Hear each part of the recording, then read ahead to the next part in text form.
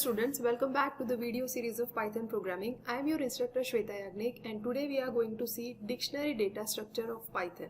So the topic that we are going to see today are dictionary introduction, and then we are going to see dictionary methods. So without wasting much time, let's begin. First of all, introduction to dictionary. Now dictionary is an unordered collection of items, okay, and each item are collected inside like a bag where order does not matter. So that is dictionary. The second thing is dictionary are written within curly brackets and they have key and value pairs. Each key is separated from its value by colon, and each item of a dictionary, that is key value pair, are separated from each other by comma. Keys are unique within dictionary, while value may get repeated. The values of a dictionary can be of any type, but the key must be of immutable data type. Access the item of a dictionary, we will use inside a square bracket key. So in order to extract any item, we will use this notation. So here is an example of a dictionary. Purse, dict is used in order to create a dictionary empty. Purse of money, that means purse dictionary with key money is equal to 12. Then we are having purse dictionary and candy items are 3 and tissues are of 75. When I print my dictionary, it will give me money, which is key, separated with its value with colon, and 12.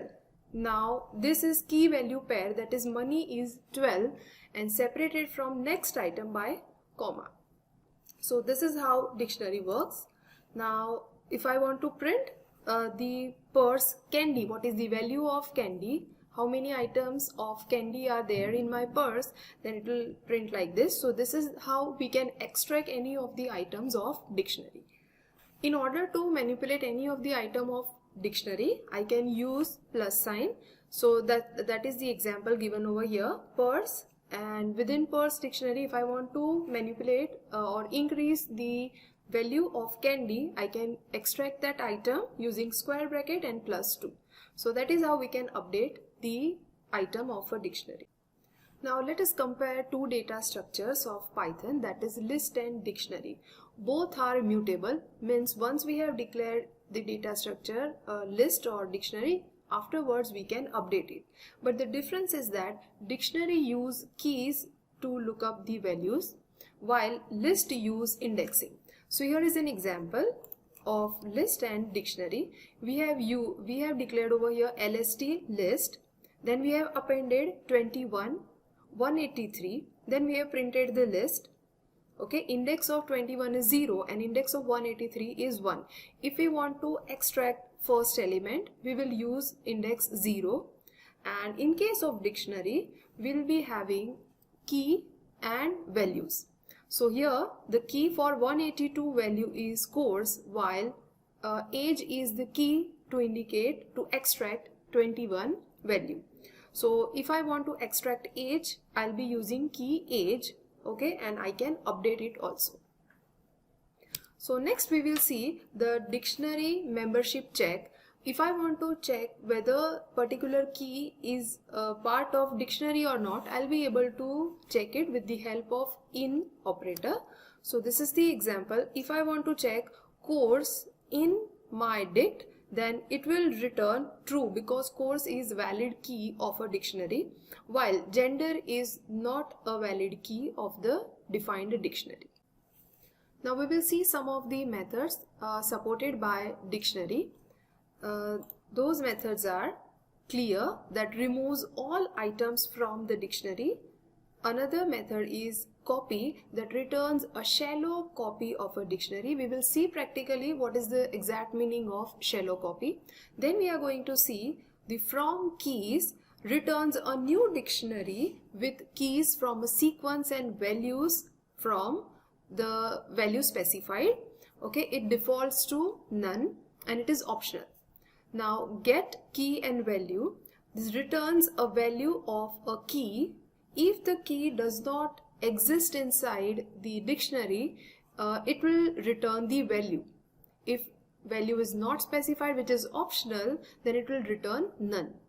Now the other method is items, returns a view object that displays list of a given dictionary's key value tuple pair.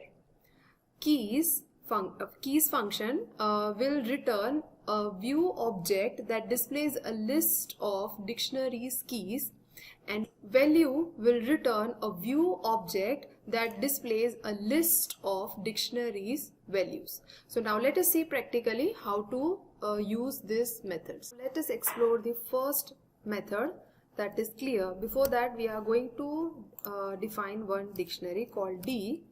In curly brackets, we are having key, and separated with colon, we will be having value for the first key.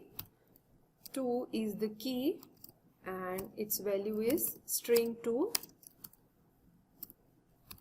3 and 3. So this is my dictionary where 3 items are there. That means 3 key value pairs are there. So if I am printing it, it will be shown like this. So now if I will apply clear, D dot clear method, it will remove all the items from the dictionary, and if I now print the dictionary, it will be empty dictionary. So this is how clear can be used. Now next we are going to see the copy method of a dictionary. Again I am going to declare the dictionary D same way. Now I will make a copy into D1, which is new dictionary returned with the help of copy method. So D dot copy. Now it will return a shallow copy of D. What is the meaning of shallow copy? That we are going to see. Now we will check the memory reference of both the dictionaries. That is D1 is having memory reference this, and if I check ID of D, it will return me different. That means both are referring to different memory location. If I update any of the value from any of the dictionary, it will not affect the other dictionary. So if I change D of 1 equal to capital ONE1 instead of small 1, so it will update dictionary D only. So now if I print D, it will be updated. But now if I print D1, which is the copy of D, the original values will be there. It will not affect the D1, which is the copy. So this is the meaning of shallow copy. But now if I use the assignment operator equal to in order to make a copy, it will not make a shallow copy. Okay, both will refer to the same memory reference. That means if I am having D2 equal to D, instead of copy I am using over here assignment operator. Okay, now again I will check ID of D and I will check ID of D2. Okay, as you can see from here, you can confirm from here that both are referring to same memory location. So now if I try to change any of the value of D, it will affect D2 as well.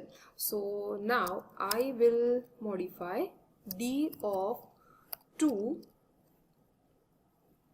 to capital TWO2. Okay, so now D is this, and what will be D2?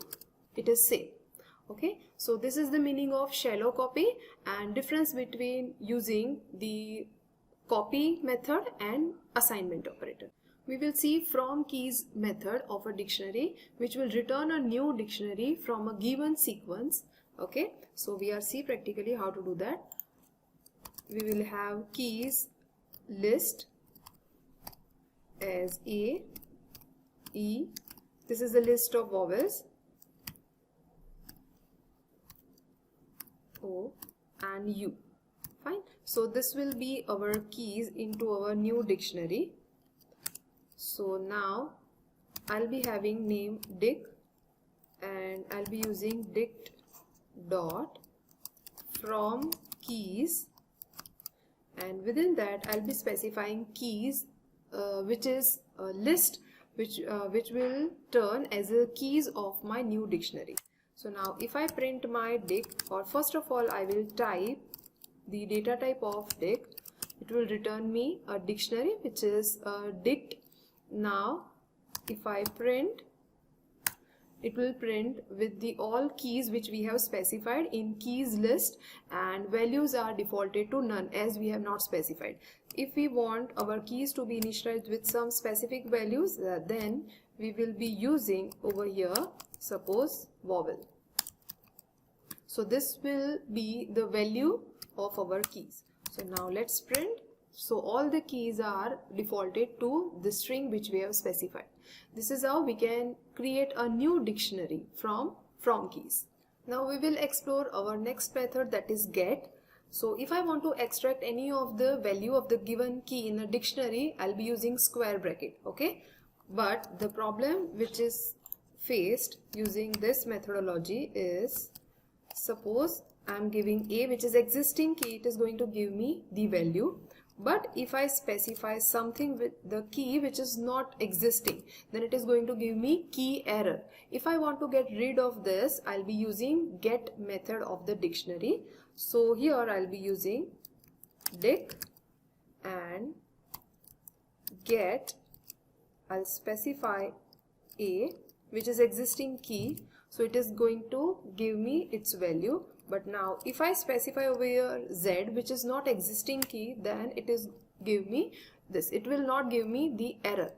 And if I want to default, with which it should tell me not existing, okay? So in case if the key is not existing, it will not give me any error, but it will give me appropriate message which is optional. So this is how we can use the get method. Now let us explore our next method, that is items, which will return a view object of our dictionary with key and value tuple pair. So now let us see, this is our dictionary car which is having name, age and gender as keys and respective values are there.